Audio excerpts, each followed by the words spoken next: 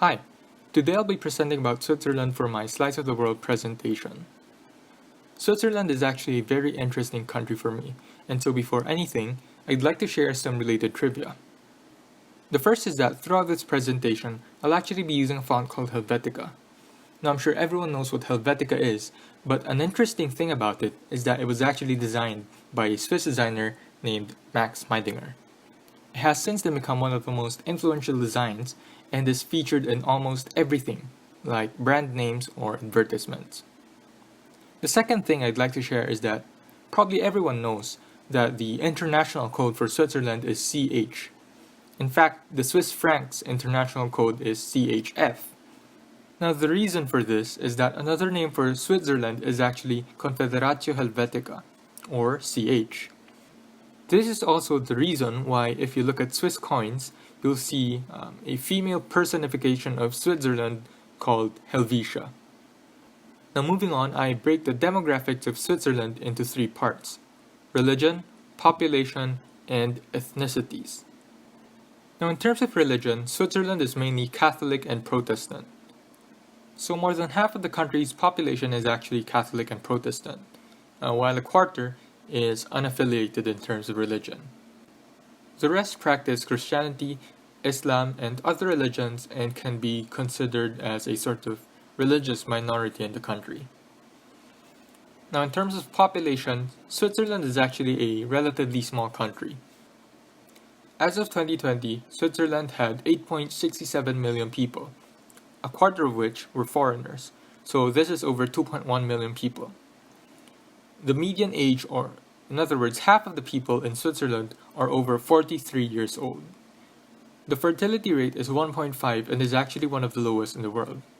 In other words, for every 2 women, 3 children are born. The urban population in Switzerland is very high at 74%. This means 3/4 of the country lives in urban areas. The literacy rate in Switzerland is also very high at 99%. This means that only less than 1% of the population cannot read or write. In terms of ethnicities, Switzerland is actually very diverse. 70% of the country's population are Swiss, meanwhile 4.2% are German and 3.2% are Italian. While these numbers seem small, if we actually look at a language map of Switzerland, we find out how much influence its neighboring countries have on the country. So on this map, we see that most of Switzerland is actually German speaking. This is because to its north and to its east are Germany and Austria, which are German speaking, of course. Now on the west side of Switzerland is France, and because of this, that region is mainly French speaking. Of course, to the south of Switzerland is Italy, and so that region is also mostly Italian speaking. Now one might notice that it seems that Italy has very small influence in terms of language, and this is because if you actually look at a satellite image of Switzerland, you'll find that bordering Switzerland and Italy are the Swiss Alps. Now historically speaking, the Swiss Alps have formed a sort of natural barrier between Italy and the northern regions of Europe. And because of this, one might naturally expect that the influence of Italy over Switzerland might be smaller than that of Austria and Germany. Another national language of Switzerland is the Romansh language. Now this is less popular than German, of course, but it derives from the Celtic origins of Switzerland. Now next, let's look at the political system of Switzerland. Now the political system of Switzerland is actually very interesting and highly complicated relative to ours. So in Switzerland, the political system is called a direct democracy. At the top of the government, you won't find a president. Instead, you'll find a federal council. Now in this council are 7 councillors for 7 executive departments of the government, which I listed below. What's unique about this council is that all 7 councillors are actually equal in power. There is a president, but this role is mostly a representative one for Switzerland in international delegations. People vote for the Federal Council every 4 years, and the presidency cycles among the 7 councillors every year. Now, below the federal level are 26 cantons. These cantons all have different constitutions, parliaments, governments, courts, and police. The constitution of each canton is also different from the national constitution, but contradictions are struck down every time they arise. Now, the 26 cantons form a bicameral parliament, which is called the Federal Assembly. Now, this Federal Assembly has 2 chambers. One is the National Council and one is the Council of States. Representation in the National Council is dependent on the population of each canton. Meanwhile, representation in the Council of States is 2 members per canton, except in the case of half cantons, which have 1 member each. The Parliament and the Federal Council share an interesting dynamic in that both can initiate and veto the creation of laws. Below the canton level is the municipal level. As of 2019, there were 2,212 municipalities in Switzerland. Governments of these municipalities perform local government functions like tax collection, administration of social services, and mediation. One of the more interesting things about the political system of Switzerland is the application of direct democracy. So in Switzerland, 2 important political tools are the popular initiative and referendum. Now, the popular initiative is a tool wherein any Swiss citizen can initiate the creation of a law by gathering 100,000 votes in 180 days. And so when one is able to satisfy this condition, he can bring a law for consideration in the parliament and for the Federal Council. Another tool at the disposal of every citizen is the ability to oppose laws or the plans to create new laws through referendums. So any Swiss citizen can collect 50,000 votes in 100 days to start a referendum to take down or block a law. Now let's look at some influential people in Switzerland and in Swiss history. The first person I'd like to talk about is Jean-Jacques Rousseau. So Jean-Jacques Rousseau was a philosopher born in the 1700s and is famous for 2 works. First is The Social Contract, where he basically said that people and not monarchs are sovereign, which of course inspired the French Revolution later on. The second is The Second Discourse, where he basically said that private property is the source of all inequality. So these 2 works were extremely influential because of the context of the times, of course. They were revolutionary ideas. The second person I'd like to talk about is Leonhard Euler, who was also born in the 1700s and is perhaps one of the most influential mathematicians of all time. His contributions range from number theory, algebra, geometry, calculus, probability, and even more in the scientific fields like optics. And so I don't think I'd do him justice if I try to pinpoint one specific contribution. But for us non-mathematicians, I think one of his most relevant works is that he formalized the concept of functions in mathematics. The third person I'd like to talk about is Le Corbusier.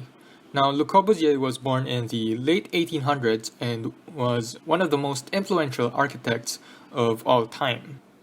He was one of the pioneers of modern architecture and focused on sleek and clean designs instead of ornate designs that you'd probably see in old palaces.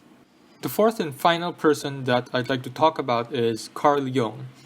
Now, Carl Jung was one of the most influential psychologists of all time and was famous for his work in psychoanalysis with Sigmund Freud. So both of them basically developed techniques and therapies using the study of the unconscious mind to treat mental disorders. Of course, while I've only mentioned 4 people in my list, there are actually many more influential Swiss people that are probably more known in today's times, like Roger Federer, who is of course known in the world of tennis, or Sepp Blatter, who is known as a former president of FIFA. But what I tried to do is list the Swiss people who really have changed the world as we know it. Moving on to Swiss cultural heritage, the first thing that I'd like to talk about, and perhaps the most influential part of Swiss culture, is the Alps. Now, the Alps has historically formed an important part of Swiss culture because Swiss people originally resided in the Alpine regions, and because of this, their way of life evolved to accommodate the necessities of living in such a region. So this led to two more things that I'd like to discuss. The first is the Alphorns, or the Alpine horns. Originally, it was a tool for people in the Alpine regions to communicate with each other, but since then it has become a musical instrument. The second thing is yodeling. This was also originally a form of communication for people to be able to communicate through over long distances. But since then, it has also become some sort of musical tradition in Switzerland. The next two things I'd like to talk about are architecture and food. So one of the most famous sites in Switzerland is the Old City of Bern, and this features a medieval style of architecture, and the houses there have actually remained untouched in terms of the architectural style over the past few centuries. Also, as I discussed earlier, the Swiss are known for modern architecture, which, of course, Le Corbusier was a pioneer of. In terms of food, muesli is one of the most important and popular breakfast choices in Switzerland. So it's an oatmeal dish that's topped with different ingredients like fruits or raisins or dates, and it was actually originally food for ward patients. The next and final thing that I'd like to talk about is the culture of craftsmanship in Switzerland, and it's actually one of the things that I'm particularly fond of. So probably one of the things that Switzerland is more famous for is, or are, their watches. And the history of watchmaking in Switzerland actually goes way back. In fact, Jean-Jacques Rousseau, as we discussed earlier, actually once said that a Genevan watchmaker is a man who can be introduced anywhere, while a Parisian watchmaker is only fit to talk about watches. So there's generally a sense of pride in the culture of excellent craftsmanship in Switzerland, and it goes beyond watchmaking. Of course, it's more of an artistic endeavor or a showcase of Swiss ability. The last portion of my presentation is about contemporary problems in Switzerland. These three problems are the problems that Swiss people are most concerned about, according to a recent 2018 survey by Swissinfo. So the top one problem that over 40% of Swiss are worried about is old age pension. The problem is that the population in Switzerland is aging, and the implication of this is lower total contributions to the state pension scheme and rising payouts for the pension scheme. Now, the solution for this is actually quite creative. Traditionally, corporate taxes in Switzerland were different for multinationals and local corporations. So multinationals enjoyed lower tax rates. So what the government did was that they equalized the tax rates for multinationals and local companies, while at the same time bringing the total tax rate down. To offset this, they also increased the necessary pension contributions of corporations so that the burden on the state is relieved. The second problem that about 40% of the Swiss are worried about are healthcare costs. Now, the problem is that the aging population is increasing demand for healthcare, and as a result, the price of healthcare is also increasing. So the solution they came up with was also quite creative and interesting. And what they did was, of course, the regular price regulations, increasing competition, but they also restricted access to specialists because they found out that there were a lot of referrals to specialists when they weren't needed. So of course this was expensive for the people and also the government, which was subsidizing the costs. So what the government did was that they required people to first visit general practitioners for consultations so that they'll find out if visiting specialists is really necessary, and so this relieved some pressure on the demand for expensive specialists. The third issue that close to 40%, about 38 or 39% of Swiss citizens are concerned about are foreigners. So the problem is that there has recently been an influx of foreigners and refugees, increasing crime and causing unrest in Switzerland. The problem is obviously very complex, and so up to now the government hasn't really found a solution for it. But personally, I think that a solution could be to tighten the screening process for immigrants so that the quality, you could call it, of immigrants is higher, and there's at least some form of safeguard against people who are likely to cause unrest. This solution must be complemented with increased border security and increased internal security, because again, the point is that you want to increase the screening so that the quality of immigrants and refugees are higher. And of course, this is impossible if people can just walk into the country.